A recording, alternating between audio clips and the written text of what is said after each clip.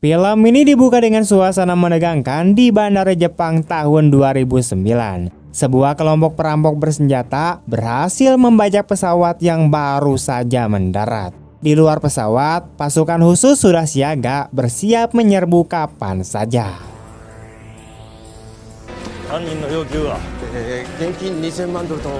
Di dalam, para penumpang ketakutan di mana mereka saling berpelukan dan menangis, tetapi ada satu wanita yang terlihat tenang. Dialah Yamaguchi Kumiko atau yang biasa dipanggil Yankumi. Saat itu, ia baru saja bangun tidur dan berusaha menenangkan penumpang di sebelahnya. Tapi karena suaranya terlalu keras, justru malah menarik perhatian para pembajak. Salah satu dari mereka langsung menodongkan pistol ke wajah Yankumi. Anehnya, ia sama sekali tidak gentar. Dengan wajah datar, ia malah memarahi para pembajak itu seolah sedang menegur murid-murid nakal di kelas.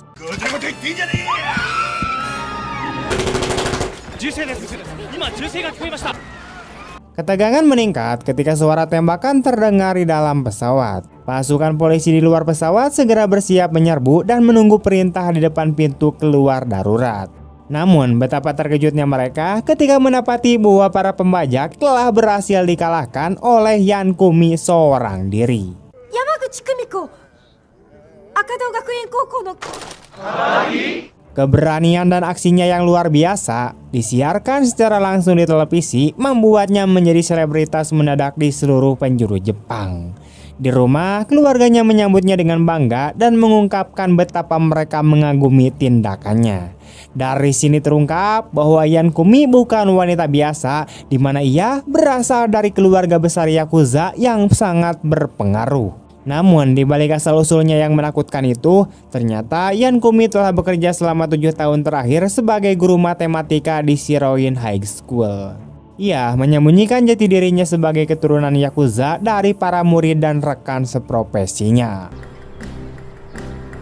Keesokan harinya saat tiba di sekolah, Yankumi melihat para guru sedang membicarakan aksi heroik penyelamatan pesawat yang baru saja terjadi. Tak lama kemudian, kepala sekolah datang dan menghentikan percakapan mereka. Kepala sekolah memanggil Yankumi ke ruangannya dan menasihatinya agar tidak menarik perhatian publik terlalu besar terhadap dirinya, karena hal itu bisa membuka identitas aslinya. Yankumi segera meminta maaf dan berjanji bahwa hal seperti itu tidak akan terjadi lagi.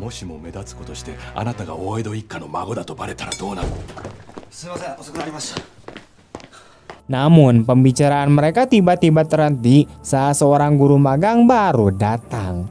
Ia adalah Takeshi yang ternyata merupakan mantan murid Yankumi sendiri. Yankumi merasa sangat bahagia karena salah satu muridnya mengikuti jejaknya menjadi seorang guru. Ia kemudian membawa Takeshi ke kelas untuk diperkenalkan kepada para murid. Akan tetapi para siswa tidak menghormatinya dan mengabaikan semua usahanya untuk berbaur dengan mereka.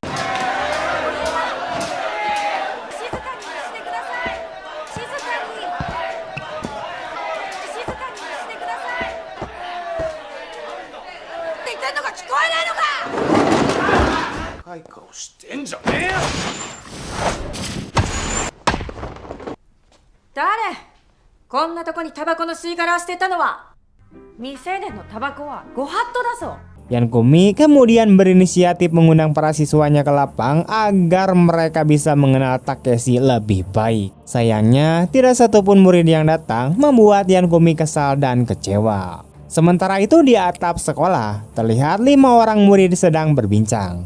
Pemimpin mereka adalah seorang siswa bernama Naoya. Mereka sedang membicarakan mengapa Takeshi tiba-tiba kembali ke sekolah sebagai guru, padahal dulunya ia adalah siswa pembuat onar.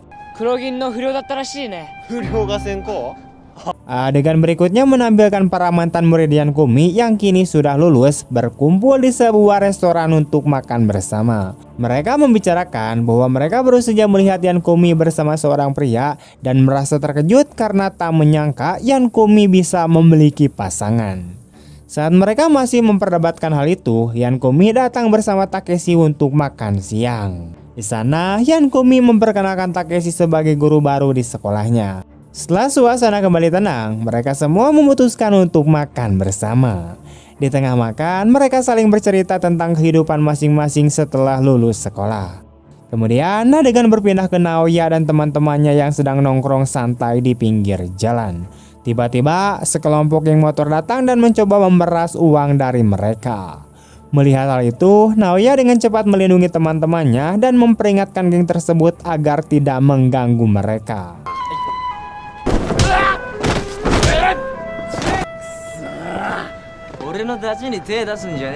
Malam harinya, Yankumi mengundang Takeshi ke rumahnya untuk makan malam. Ia memperkenalkannya kepada seluruh anggota keluarga besarnya dan menyampaikan bahwa ia sudah lama bermimpi bisa mengundang murid-muridnya untuk makan dan bersenang-senang bersama. Malam itu, suasana berlangsung akrab dan Yankumi yang terlalu banyak minum akhirnya mabuk. Di sela-sela makan malam itu, Takeshi berbincang dengan kakek Yankumi. Ia mengungkapkan bahwa Yankumi adalah alasan utama mengapa dirinya memutuskan untuk menjadi guru. Walau terkadang menyebalkan, Yankumi telah mengajarkan banyak pelajaran berharga tentang hidup dan memberinya inspirasi untuk bekerja keras di dunia pendidikan. Keesokan harinya, ketika dalam perjalanan menuju sekolah, Yankumi secara tak terduga bertemu dua mantan muridnya yang dulunya dikenal sangat bangor. Ia terkejut saat mengetahui bahwa kini keduanya telah berubah menjadi orang sukses dan sangat terhormat. Tidak lama kemudian, perhatiannya tertuju pada seorang pria yang sedang berpidato di dekat situ. Saat ia mendekat, ia menyadari bahwa wajah pria itu sangat mirip dengan mantan kekasihnya. Pria itu bernama Yamato Namakura, yaitu pemilik perusahaan IT terbesar di Jepang. Kini ia sedang mencalonkan diri untuk posisi gubernur dan berambisi untuk memperluas pengaruhnya. Yankumi langsung terpesona dan dengan antusias menyatakan dukungannya terhadap kampanye pria itu.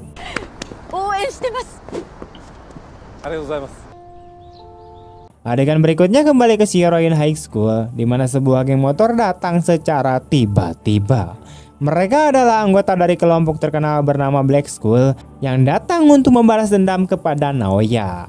Para guru menjadi panik dan ketakutan, sementara kepala sekolah segera menelepon polisi untuk meminta bantuan.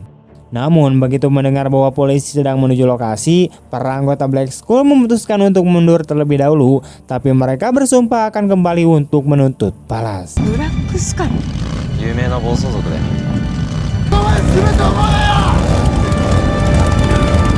Setelah kejadian itu, kepala sekolah memanggil Naoya dan teman-temannya ke ruangannya dan memarahi mereka karena telah menimbulkan kekacauan di sekolah. Ia meminta penjelasan dari mereka dan para siswa menjelaskan bahwa geng motor itulah yang memulai pertengkaran karena mencoba memeras mereka. Kepala sekolah tidak percaya dengan alasan itu, sampai akhirnya Yankumi turun tangan dan meyakinkan kepala sekolah bahwa murid-muridnya berkata jujur. Ia menegaskan bahwa ia tahu kapan muridnya berbohong dan kapan mereka jujur. Mendengar penjelasan itu, kepala sekolah akhirnya memutuskan untuk menutup masalah itu, tetapi memperingatkan Yankumi bahwa jika murid-muridnya membuat masalah lagi di masa depan, ia akan langsung dipecat.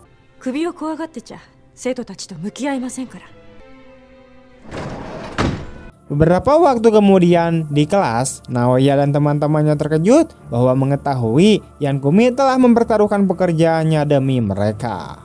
Karena tidak ingin membuat gurunya terus dalam masalah, Naoya memutuskan untuk menyelesaikan urusannya dengan geng motor itu sendiri. Teman-temannya mencoba menahannya dan memperingatkan bahwa kelompok tersebut sangatlah berbahaya, namun Naoya tetap bersikeras dan pergi seorang diri.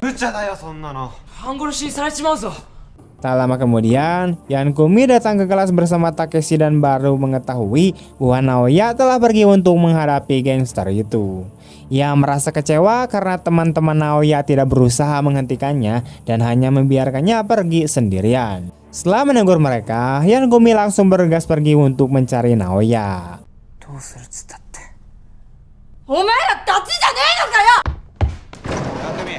Beberapa waktu kemudian, Naoya telah sampai di markas geng Black School.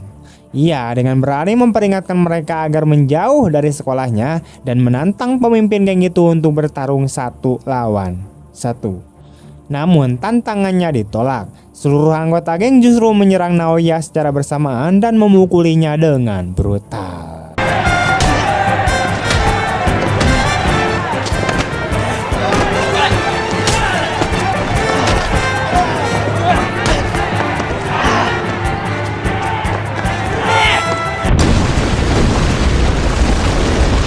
Tapi beberapa saat kemudian, gempa mengguncang gedung dan sebagian tembok rubuh meninggalkan lubang besar di dinding. Dari sana muncul Yankumi yang langsung memerintahkan geng itu untuk melepaskan muridnya. Namun bukannya menuruti, gangster itu justru menyerangnya. Dengan keberanian luar biasa, Yankumi melawan mereka satu persatu.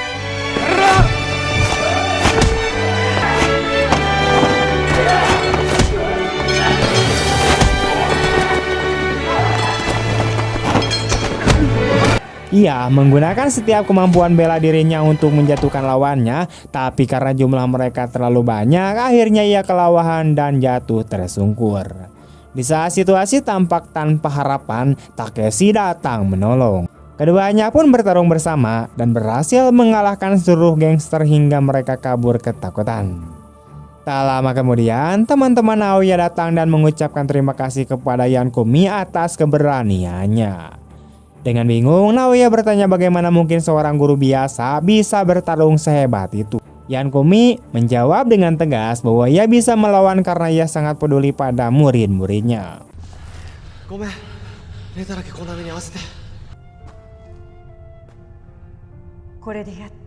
Keesokan harinya, Naoya mulai memperlakukan Yankumi dengan lebih hormat. Ia bahkan menyapa gurunya dengan ramah di pagi hari. Melihat perubahan itu, Yankumi merasa sangat bahagia karena akhirnya para muridnya mulai menghargai dan mempercayainya.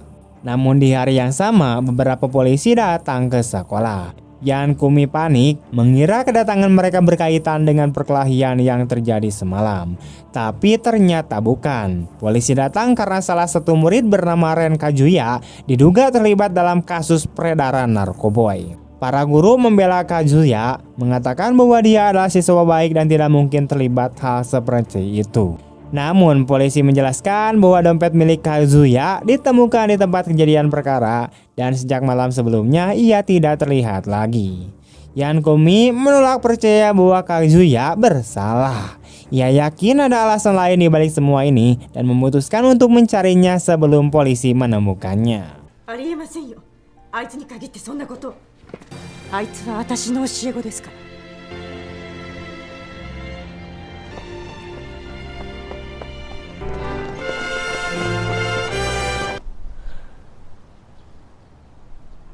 Saat mencari, ia bertemu sekelompok orang yang mengaku teman Kazuya dan juga sedang mencarinya.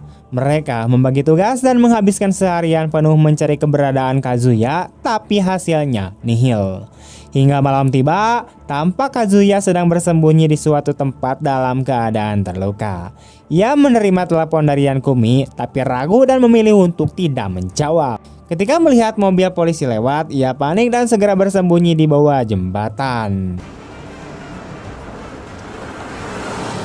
Malam itu juga, Takeshi yang sedang berjalan di sekolah mendengar suara aneh dari salah satu ruang kelas. Saat diperiksa, ternyata Kazuya bersembunyi di sana. Beberapa saat kemudian, Yankumi datang bersama murid-murid lain. Dengan nada khawatir, ia bertanya mengapa Kazuya tidak menghubunginya. Kazuya menjelaskan bahwa ia tidak ingin Yankumi ikut terlibat dalam masalah ini. Ia bercerita bahwa beberapa waktu lalu ia mendapat pekerjaan sebagai pengantar barang tanpa tahu isi paket yang dikirim.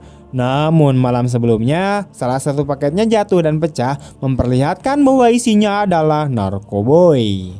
Ia ketakutan dan ingin berhenti, tapi para pelaku malah memukulinya. Ia hanya berhasil kabur setelah polisi datang, namun dompetnya tertinggal di tempat kejadian.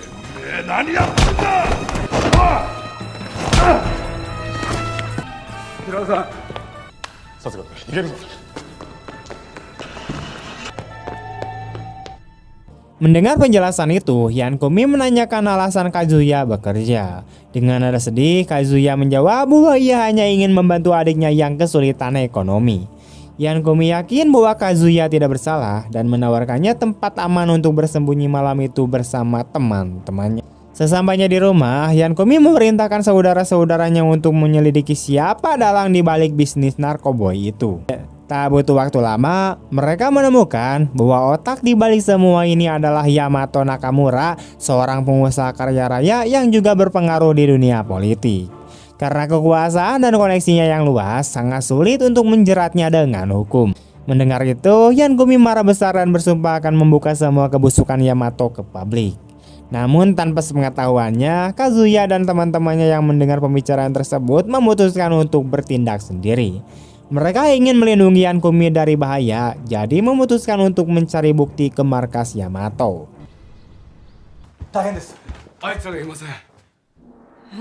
Keesokan harinya, Kazuya dan teman-temannya menyelinap ke gedung milik Yamato untuk mencari bukti. Di saat bersamaan, Yankumi dan Takeshi juga menuju ke sana. Setibanya di tempat itu, mereka melihat tim media sedang mempersiapkan kampanye politik untuk Yamato yang sedang mencalonkan diri sebagai gubernur. Sementara itu, Kazuya dan teman-temannya menemukan sebuah ruangan berisikan banyak kotak penuh narkoboy. Tapi sialnya, para anak buah Yamato datang dan memergoki mereka. Para penjaga langsung mendorongkan senjata bersiap menembak.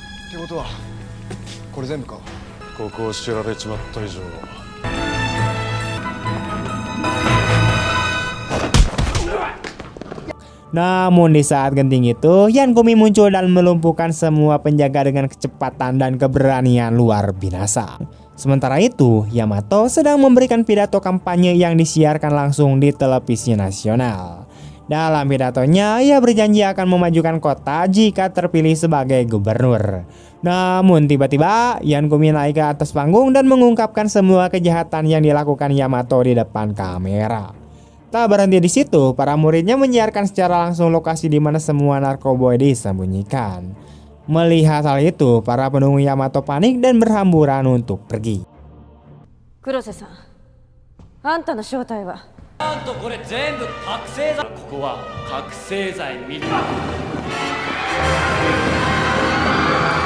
Yamato marah besar dan memerintahkan anak buahnya untuk menyerang Yankumi. Di luar gedung, pasukan khusus sudah bersiap, sementara Naoya dan teman-temannya berusaha masuk tapi dihalangi aparat kepolisian. Di dalam, Yankumi bertarung sendirian melawan banyak orang dan berhasil mengalahkannya semua.